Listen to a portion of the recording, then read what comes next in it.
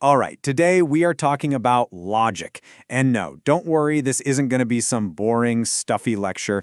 We're going to treat logic like a superpower. Seriously, it's a tool that lets you see right through weak arguments, make sharper decisions, and, maybe most importantly, understand how your own brain can play tricks on you. I mean, of course you do. We all do, right?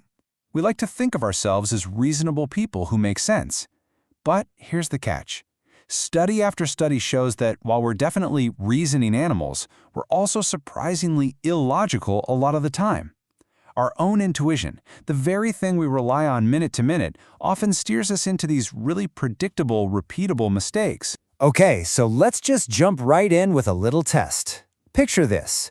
You're wrestling with some annoying paperwork, and you see this rule in the instructions. It says, all those who reside in New Jersey must fill out Form 203. Now, you know for a fact you do not live in New Jersey. All right, so what's the answer? Just take a second, really lock it in your head. Is it a yes, a no, or something else entirely? Your gut probably has a very quick answer for this one. If you said no, hey, don't feel bad, you're with the majority, but you just walked right into a classic logic trap. The strictly logical answer is maybe. We actually don't have enough information to know for sure. And that aha moment, that little bit of confusion, is exactly what we're going to dig into today, how the everyday language we use can be so deceptive. So, what in the world just happened there? Why did our intuition, our gut feeling, get that so wrong? Well, it's because our brains are experts at creating an illusion of logic. They make us leap to these conclusions that feel totally right, but they aren't. The whole trap hinges on one tiny little word. The rule used the word all. Now think of all as a one-way street. It tells you that if you're in that New Jersey group, you have to do something. But, and this is the key, it says absolutely nothing about anyone outside that group. Maybe people from Pennsylvania have to fill it out too. Or maybe everybody in the world does. We just don't know. Now, if the rule had used the word only, well, that changes everything. Only those who reside in New Jersey. That closes the loop. It excludes everybody else, and then the answer would be a clear no. That one little example shows the exact kind of error our brains are almost, pre-programmed to make. So let's zoom in a bit and explore the common reasons why we keep falling for these kinds of traps. What's fascinating is that our mistakes aren't just random flukes, they're systematic. It all starts with ambiguous language, but then it gets even trickier, because we get tangled up confusing what feels true with what is actually logically valid. And get this, sometimes knowing more about a topic can actually hurt you because you start pulling in outside facts instead of just sticking to the information you're given. All of this just reinforces the same bad mental habits, making us trip over the same logical wires again and again. So now that we've kind of diagnosed the problem, what's the cure? Well, we can start building a toolkit for clearer thinking. And it all begins with mastering the three most critical and honestly the most treacherous words in all of logic: all, some, and not. Let's start with all. So a statement like all taxi cabs are yellow, well, logicians have a fancy name for it. They call it a universal affirmation. It's universal simply because it's making 100% claim about every single member of a group, no exceptions. And to really get a grip on these abstract ideas, logicians draw pictures. An Euler diagram, the one on the left, shows it pretty intuitively. The taxi cab circle is just plopped down completely inside the bigger yellow car's circle. A Venn diagram on the right does it a little differently. It starts with overlapping circles showing all possibilities, and then it just shades out the part that the rule makes impossible. So here, the area for taxi cabs that are not yellow is shaded out, meaning that set is empty. Two different pictures, but they both show the exact same clear logical structure. Okay, now the word some, this might be the single biggest troublemaker in logic.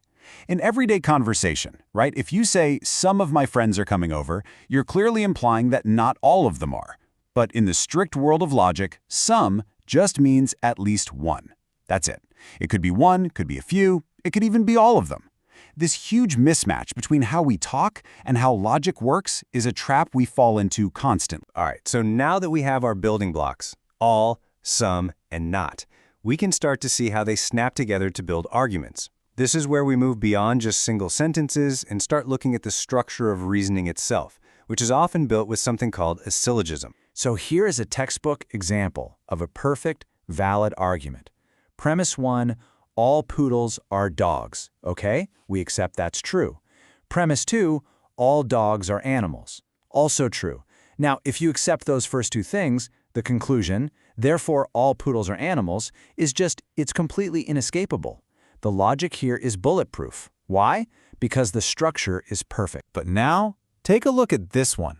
Every single statement here is in fact true. Some lawyers are Supreme Court justices. True. Some women are lawyers. True. And the conclusion, some women are Supreme Court justices. Also true. But, and this is the mind vendor, the argument itself is logically invalid. The conclusion doesn't actually follow from the premises. This is such a great example because it shows that an argument's strength comes from its structure, not just whether the sentences are true. Just swap one term. Let's say, some lawyers are men. Some women are lawyers. Therefore, some women are men. See? The flawed structure becomes totally obvious. So being able to spot that faulty structure, that's the real superpower. And these logical traps, they are everywhere. But one of the most common places you'll find them is hidden inside simple if-then statements. Think of this table as your secret decoder ring. The top line, the conditional, that's our true statement. If it's a poodle, then it's a dog. Totally valid. The bottom line, the contrapositive, is also 100% valid, and it means the exact same thing. If it's not a dog, then it's not a poodle. Makes sense. But the two in the middle, those are the imposters. They're fallacies. The converse, if it's a dog, then it's a poodle. Nope, it could be a beagle. And the inverse, if it's not a poodle, then it's not a dog. False again, it could still be a beagle.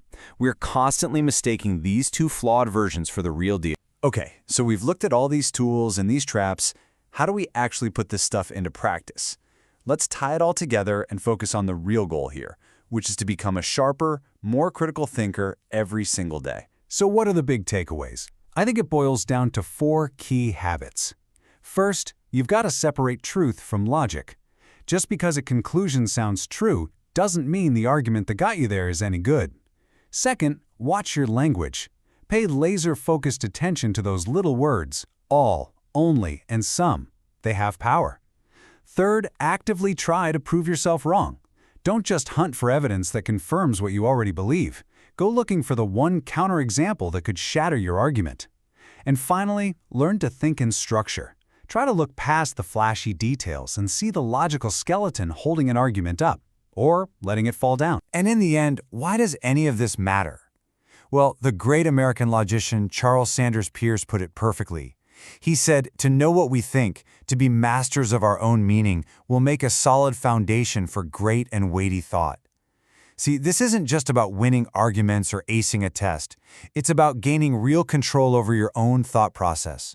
It's about becoming a more effective, more insightful person.